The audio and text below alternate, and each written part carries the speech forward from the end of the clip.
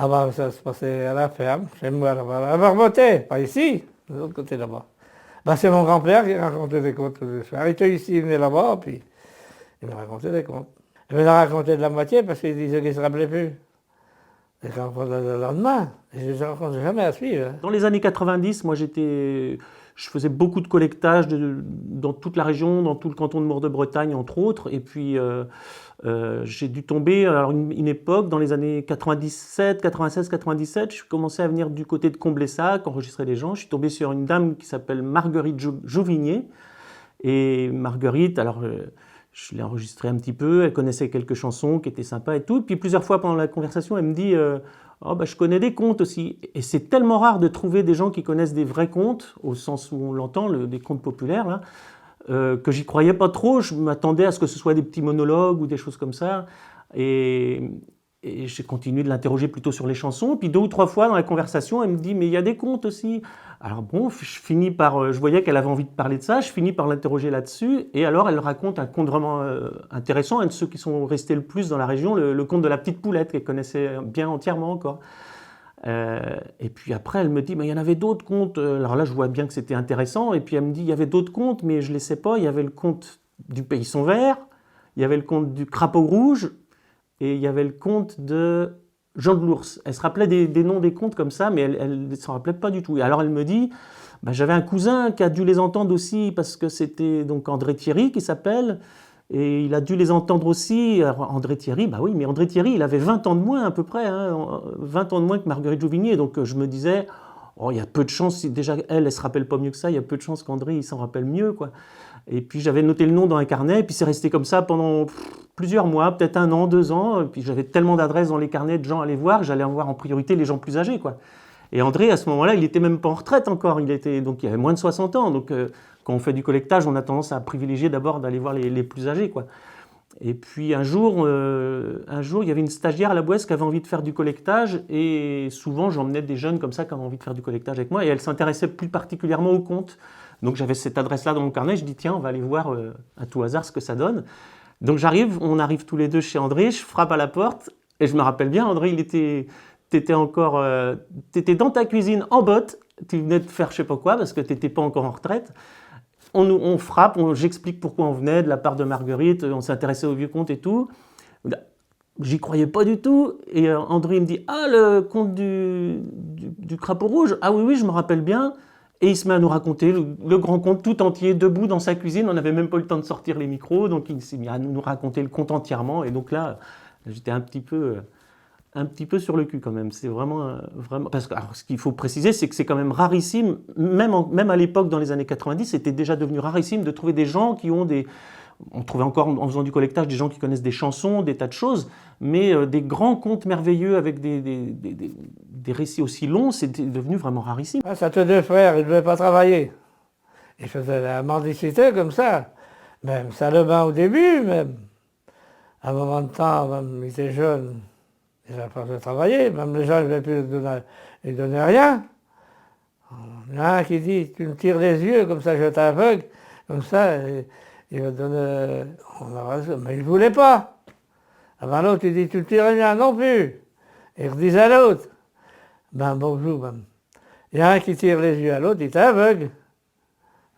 Comme ça, ben, il promène son copain. Il avait donné à manger, de l'argent, tout ça. Ça fait 2 ou 3 ans comme ça même. C'est que l'autre, il avait marre de le traîner, celui qui est aveugle. Et puis il avait de l'argent, il dit. Un jour, il fut dans la forêt de Brocéliande, là-bas. Dans le temps, il serrait des feuilles pour faire les tuer les vaches. Eh ben, c'était le dernier jour de l'année que ça tombait. Alors, il fut dormir dans un tas de feuilles. Alors, il dit, quand il va dormir, je vais partir. Quand il dort, il part. Mais l'autre, lui, il se réveille, il appelle son copain, mais il ne répond pas. Il tente de trouver rien. Mais il entend le hurlement des loups, le rugissement des lions. On lui dit, ils vont me manger. Dans ce temps-là, ben, ça gelait, bien sûr. Alors, je l'attends demain, ça marchait, il s'entourne, et puis il trouve un pied de chêne, et puis il monte dans le chêne. Et puis il entendait l'horloge de comment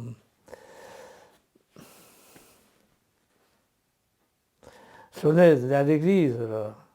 Puis il entendait marcher dans les feuilles. Là. Il y a 3 bêtes qui arrivent, sous le chêne. Bonjour, compère Renard, qu'est-ce que vous avez appris dans la neige? Bonjour, compère le loup, qu'est-ce que vous avez appris dans la neige? Bonjour, compère.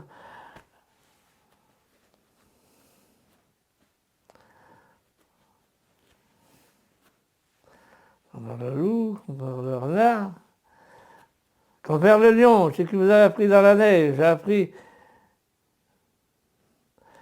que la fille du roi est vraiment malade. Tous les docteurs viennent, ils ne peuvent pas la guérir. Moi, je ne sais pas comment la guérir. Il dit, il y a un crapaud sous le pied de son lit. S'il mettait le crapaud à bouillir, et puis il mettait l'eau dans la baignoire, il mettait la fille du roi, elle se guérit. Compère le loup, c'est que vous avez appris dans l'année. J'ai appris qu'à Londres, ils n'ont plus d'eau. C'est la famine. Tout le monde meurt. Ben, je ne sais pas comment faire. Sur la place de Londres, il y a un grand chêne. Si tu coupé la ceinture d'un homme, il arrête l'eau. Et compère le renard, c'est que vous avez appris dans l'année. J'ai appris qu'à 50 mètres de chêne, au soleil levant, il y a une fontaine, tous qui sont aveugles, qui retrouvent la vue. Alors tu étais content d'en il dit, c'est mon affaire ça. Au revoir compère Bernard, au revoir compère le loup, au revoir compère le lion, à la prochaine année. Voilà la partie les loups.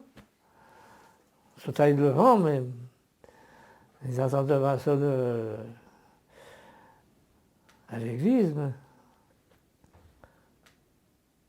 1 heure, 2 heures, 3 heures, 4 heures, 5 heures, 6 heures, 7 heures, 8 heures. Ou à 9 heures, il dit, le soleil de demain, il descend du chêne, il compte les pas. 50 pas, il ne trouvait rien. Il revient au chêne. Il recommence, 50 pas, il ne trouvait rien du tout. Le 3e coup, il compte 45 pas, il croit cette mousse sous ses pieds, il se met à 4 pattes. Et puis il marche, il trouve la fontaine, il se frotte les yeux une fois, alors il voyait du brouillard. Il recommence une autre fois, oh, il voyait un peu mieux. Il recommence une 3e fois, ah, ça y est, il n'était plus aveugle, il avait retrouvé la vue. Alors lui, il dit, maintenant il faut que j'aille à Paris, mais je ne suis pas rendu là. Mendiant qui était.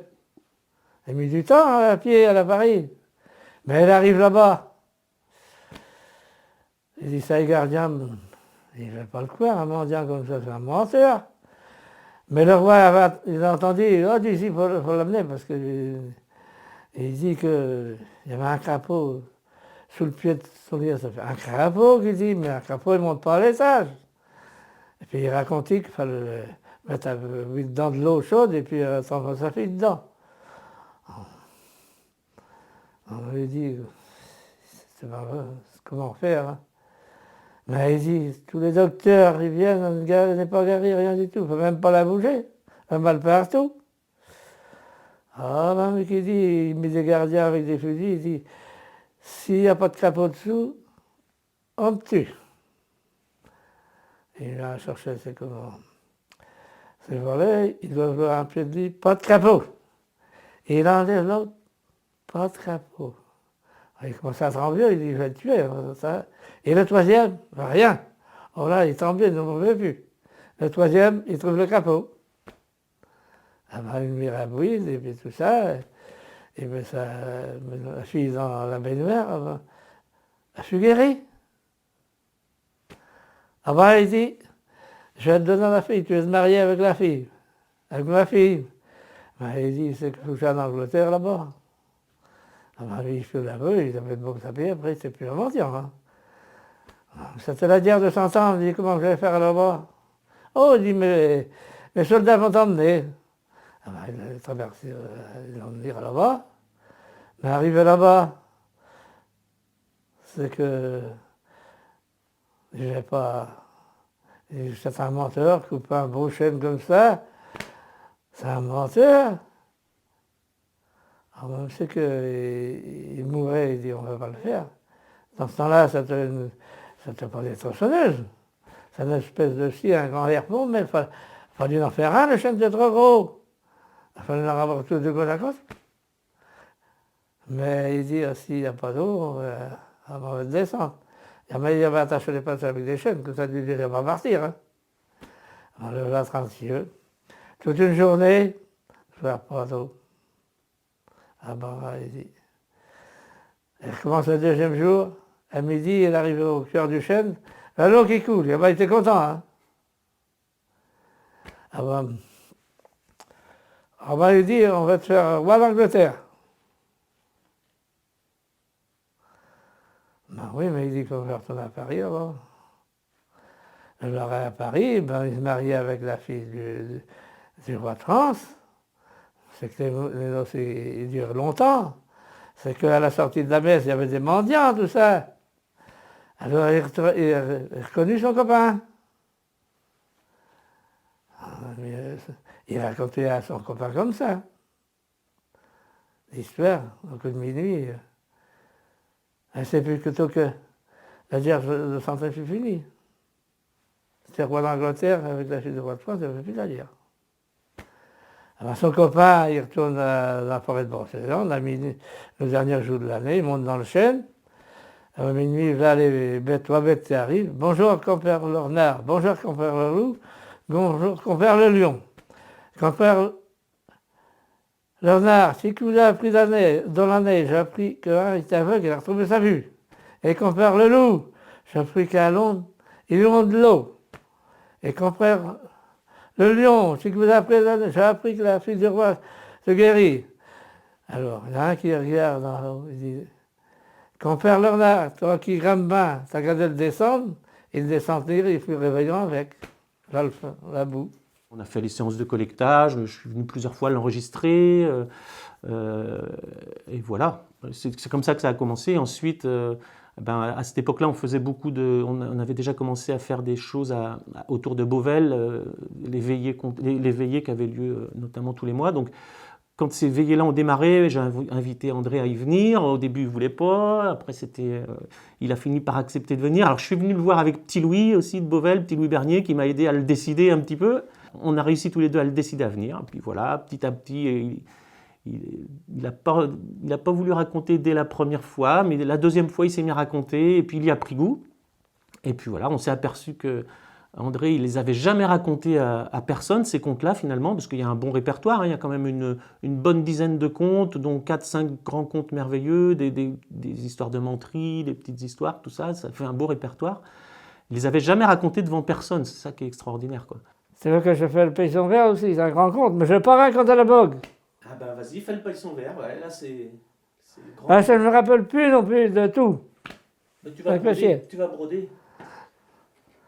Je la racontais comment... c'est déjà 200. Oui, c'est 200, 300. Un stagiaire, le lendemain, elle ne l'avait pas oublié. Et puis elle n'avait rallongé. Le compte du paysan vert, ça te... comme un cale à la pêche le dimanche, comme ça.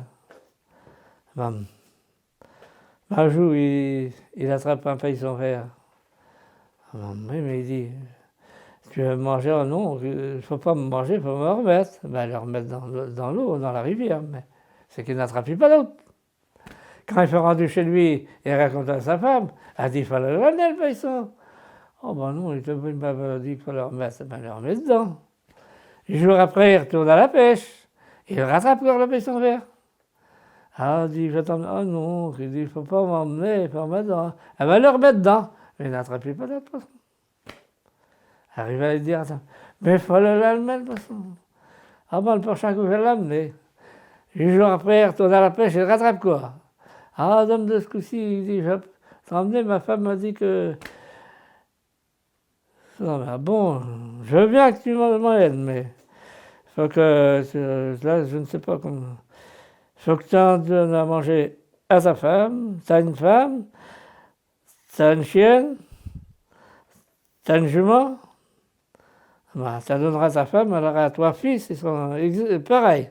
La jument, elle aura 3 poulains, la chienne, elle aura 3 chiens pareils, et puis les arêtes, faut que tu les mets dans le jardin, tu t'arrêtes pas à laurier. Alors, quand il y a, tu aurais repoussé, quand il y a un laurier qui sera fané, c'est un fils, il sera en danger. Les fils avaient grandi comme ça. Avant que je joue le plus grand, il prend son cheval et puis son chien. Son chien, ça s'appelait alors comme le vent. Le voilà parti avec son cheval comme ça. Il arrive dans une auberge le soir même. Et il attache le cheval au chien, il va manger dans l'auberge. Mais dans cette auberge-là, il y a une fille assez jolie, mais lui aussi. Alors il fait se coucher. Dans la nuit, la fille à la porte de sa chambre, elle rentre, et puis elle va coucher avec lui. Mais dans la nuit, il dit, il y a une lumière là-bas. Qu'est-ce qu'il fait? Ah ben, tous ceux qui y vont, ils ne reviennent jamais. Oh, j'ai curieux comme il dit, quand la fille veut dormir, il descend, il prend son cheval, puis il part. Il arrive là-bas, belle allée, c'est ça, des avenues désertes, tout ça, un beau portail. Et je suis bien accueilli. Il met son cheval là, il attache son chien. Je suis bien accueilli. Le patron arrive comme ça, puis il me mène dans le grand salon. Mais en marchant, il pousse dans le dos, puis il tombe dans les oubliettes. Il arrive là-bas, il y en a un qui est après que mort. Il dit, un beau jeune homme comme ça était là, tu vas être tout comme moi. Hein. Il a des squelettes, il a... Ah. Mais c'est que ça fait mal, au bout de 8 jours, chez lui, c'est qu'il fait de laurier, il est à moitié fané. Il dit, il est en danger. Ah ben, son deuxième frère dit, moi, j'allais la raconte, j'allais chercher mon frère. Il prend son cheval, et son chemin, ça te... comment... Brise-Fer, celui-là, il s'appelle Brise-Fer. Je vais partir, il arrive à la même auberge que son père. Il met son cheval et son chien, il mange à l'auberge, et la fille aussi, parce qu'il ne savait pas que son frère avait passé. Il se couche, dans la nuit, il tape à la porte, il vient coucher avec lui. Mais dans la nuit, il demande, qu'est-ce que c'est cette lumière? Mais l'autre fois, je t'ai déjà dit que tous ceux qui y vont, ils ne reviennent jamais. Oh, il dit, c'est mon frère qui est rendu là-bas. Quand il a dormi, il repart comme mon frère. Pendant la nuit, il arrive là-bas, c'est bien. Il fut accueilli, mais il a son chien. Tiens, il dit, c'est le chien de mon frère. Le chien aussi. Il a son chien là. Il dit, bon. Il arrive comme ça.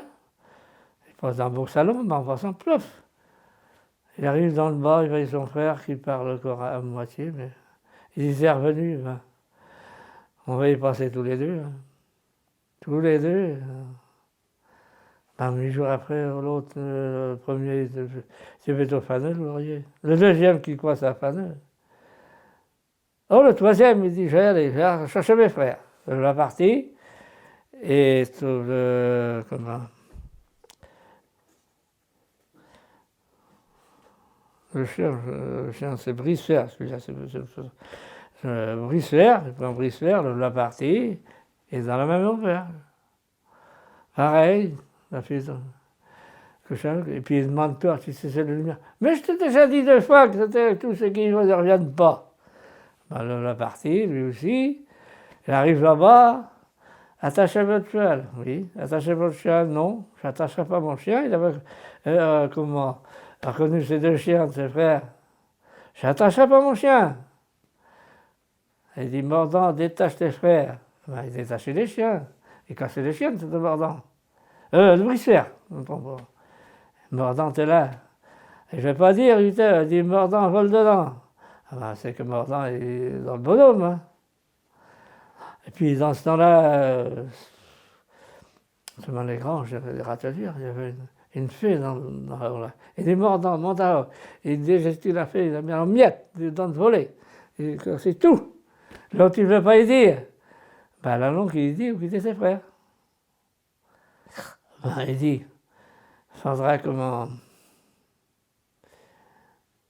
dire pour le descendre, qui était dedans, mais pour le descendre. Ça, c'est le patron du château. Il fait chercher ses ouvriers, tout ça, avec des coiffes. Elle me dit, c'est toi qui veux descendre dans le fond, vous attacher. Elle m'a dit, descend dans le fond, patron du château. On l'accorde. Le premier, l'autre l'attache et le monter, il ne peut pas manger. Il remonte le deuxième. Si. Mais il ne remontait pas le patron, il laissait dedans. Le château, il laissait dedans. Alors, comme ça, il retire un peu de temps, allant comme le vent, il fait une dette au chien, comme ça, il envoie la lettre à ses parents, qu'il n'a pas trouvé ses frères. Mais il ne restait plus d'un mois là, tant que le château est revenu. Et puis c'est à lui le patron du château, le dernier. Puis il avait une fille. Il se marie avec sa fille. Alors, après, bien sûr, parce qu'en s'en revenant, il sort de chez lui. Il arrive à l'auberge. C'est que la fille, elle est vue tout toi. Ah ben là. Ah oui. Comment faire? Ah ben, il est marié avec le premier. Et puis le deuxième, il revient chez lui, il est marié avec une fille de chez lui. Et puis l'autre, il était au château. Ils avaient tout le château, là le bout. Ouais. Bravo. Bravo. Ouais. Super. Bien, bien. Je vais peut-être inventer un peu.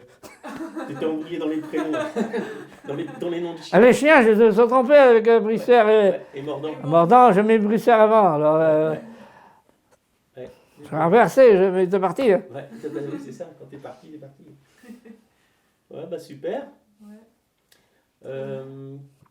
Il est midi 5, qu'est-ce que t'en penses? Encore un petit dernier ou est-ce qu'il y a assez ou... Petit dernier, ouais. Comment tu vois ça? Là, moi, je... Ah oui, on peut faire un autre. C'est comme. Un petit dernier peut-être Qu'est-ce sur qu'il les... y a des menteries des fois Ouais, aussi, c'est ce que j'allais proposer, ouais, pour changer d'ambiance un petit peu. Avant l'histoire que j'ai racontée ici. Les menteries, là? Ah non, mais l'histoire d'ici. Ben, je crois, je sais plus, enfin, t'en as plusieurs des séries de menteries, bah, tu les enchaînes. Ah non, non, non, non. T'as envie, là, mais... Bah, il y a une menterie, bien sûr, il y avait de mon grand-père, mais j'aurais bien parce que j'aurais pas eu le temps. Ah bah si, tu peux parler des menteries de ton grand-père et des tiennes à toi que t'as refait ici, comme tu veux. Bah oui, de mon grand-père, ça en 1906, quand mon grand-père allait au Bois-Jean là-bas, ma grand-mère là-bas, il y avait à côté, il y avait un fermier, il s'appelait le Père Ramon. Il avait perdu une gorge prête à faire. Et sur 8 jours à sortir ce mot, il a trouvé point. Il y avait le Père Denier d'Urnea, là. Il fait le dimanche après-midi, il voit son carré de lisette. Alors il est en train de pisser dans la brèche de son main. Il a entendu une trait qui a regardé le lait assez petit. Il ne voyait rien. Il approche d'une lisette, il fait le tour de la lisette. Elle avait creusé la lisette, et avec 12 petits cochons dedans. C'est un petit fermier à l'époque. Il a tué 2 vaches, et puis une charrette à banne. Il arrache la lisette, il a mis dans le devant dans la charrette. Les vaches, ils tombaient à genoux. Et il met dans le dessus de la charrette, il pendirent les vaches. Et il met dans le milieu, il tordirent les cieux. Il furent obligés de prendre les lisettes en 4 pour les ramasser. Un jour, le Père Denier se promenait dans le bois du Bois-Jean, il se trouve en face à l'eau, il retourne la manche jusqu'à l'épaule, il met la main dans la gueule au loup, il attrape la queue, du loup, il la détourne à l'envers. Et l'autre fois, il était promené dans le bois du Bois-Jean, il était suivi par une meute de sangliers. Il arrive à la rivière, mais le pont de Claria était écroulé, comment on va faire? Il fait 13 mètres de large, il met le pied dans le milieu de la rivière, il attrape 2 broussettes d'herbe dans le côté, il y avait 2 lièvres dans chaque il tue les 2 lièvres, et il tire sa botte, il y avait 10 kilos d'anguilles dans la botte. L'autre, c'est une histoire qui s'arrive à moi. Celle-là, je n'étais pas là, je n'étais pas né. Mais l'autre, c'est entendu, mais ici. Dans ma maison, vous ne voyez pas ici, il y a une pelouse à côté là-bas, devant. Alors j'avais mis un pied par terre, j'avais semé une graine de tournesol, de soleil. Je mets la graine qui est... Elle m'a levé. Le lendemain, elle faisait 1 mètre, le lendemain 2 mètres, 3 mètres. Je me cremais, si vous voulez, elle a monté à 18 mètres dehors. Et la fleur avait 50 mètres de tour. Toute la maison, le fil électrique, tout ça était à l'ombre. Ben, je jouais au palais. J'avais dans les feux de char, il y avait une pelouse. On a joué au palais dessous. Tout là. Et puis, mes copains, Pierre, Louis, tout ça, je sais pas, on va dire. Je fais du jardin aussi. J'avais été chercher du plant tomates cerises, au moulin des Épinailles, dans Saint-Nic de Nouert. J'avais pas 30 pieds de tournées de cerises. Mais à Beaujeu, ça pousse tellement que ça passe pour cela, et ça a été une veille. Hein. J'ai coupé mon croissant, j'ai coupé, il y avait une demi-heure moquée de tomates cerises. Mais j'avais mis des courgettes aussi. Au mois de septembre, j'avais été, comment, je vais au palais à la Chapelle-Bussy. J'avais oublié de couper la courgette le matin. Elle m'avait bouché la porte du garage quand j'arrive. Comment mettre la bagnole dessus? Impossible. Je me suis la gorge. J'ai dit demain matin, je prends le tracteur, la fouche, j'arrive la courgette. Mais le lendemain matin, je me réveille. Et depuis, il ne faisait pas encore jour, comment ça se fait? Je dis, c'est le réveil. Il écoute. Elle avait bouché la fenêtre de la chambre, la porte de la cuisine, la porte du salon. Comment sortir? Il n'a pas d'autre porte. Alors je dis, comment je vais faire? J'ai fait un trou dedans, mais je ne sais pas. Je dis, prends le téléphone. Pas de tonalité de téléphone. Elle avait coupé le fil du téléphone. J'ai pris mon portable, je téléphonais à Lourdes là-bas. Manu, il est venu avec 2 remorques, son tractopelle. Il y avait 10 remorqués qui l'emmenaient là-bas, derrière la maison. Céline a bouché la carrure. Elle a mis des patates aussi. J'ai arraché les patates. Je creusais 1 mètre de crue comme ça. Il y avait 2 sacs de patates. Il y avait 100 livres dans chaque sac de patates. Attends, 2 sacs. Mais à Vabouchou aussi, il faisait une tempête. C'est que ça fait de la jeune. Il y avait le petit chien, le petit chat Elisabeth, et puis le chien Denise. Là. Oh, la chienne avait besoin de chat, mais il y a une graine qui tombe sur le chat, le chamois. Une autre sur la chienne, avait la chienne baiser. Oh, Denise, a dit ma doudou, je l'ai mosée. Elle avait la partie à quoi aussi, mais ça y tombe sur la tête, elle va tomber. Moi, j'y vais bien vite, la cervelle qui sortait de la tête. J'arrête mon moucher, je ramasse je l'attache ça. J'étais le pompier. Puis il y a José, il dit, il n'y a pas sur André, il n'y a pas. J'ai ce qui veille, les pompiers qui arrivent, sa femme qui est allongée, la chienne morte, le chat, oh le sacré salaud, il a tué ma femme. Mais où qu'il est? Mais ça m'a tombé sur la tête moi aussi, mais j'étais tombé, mais j'étais sous ça. Sa femme. Ben, je ne suis pas mort, elle non plus. Mais José, il dit, rabatte ton dans le sol là, parce qu'elle va nous tuer avec tes. Mais sinon là-bas, avec la tronçonneuse, les graines vont nous manger la tête. Et puis tu as des beaux arbustes, nous écraseux. Alors je téléphonais à l'entreprise Carnet dans le de Mernay. Elle est venue avec une grue, on a mis sur le dans la route là. On a attaché le tournesol, on l'a transformé dans le domaine de côté.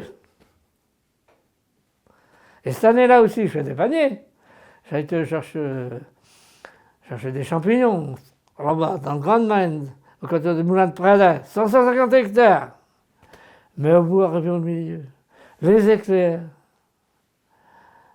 le tonnerre. Oh, je dis, l'orage est trempé jusqu'à comment on va faire? Tout d'un coup, je fais un goulmel énorme. Je me suis caché dessous, je ne suis pas mouilleux. Quand la verse était terminée, je démarre le tracteur, je lâche sur la remorque, je mets la tronçonneuse dedans, je coupe un coup de tronçonneuse, il est tombé dans la remorque. Le lendemain matin, j'étais comme ça, sur la place de la mairie, je distribue un bout de goulmel à tous les habitants comme ça, c'est comme ça. C'est la vérité. Hein. C'est moi qui l'ai inventé. Hein. Ah bah oui, j'en doute pas.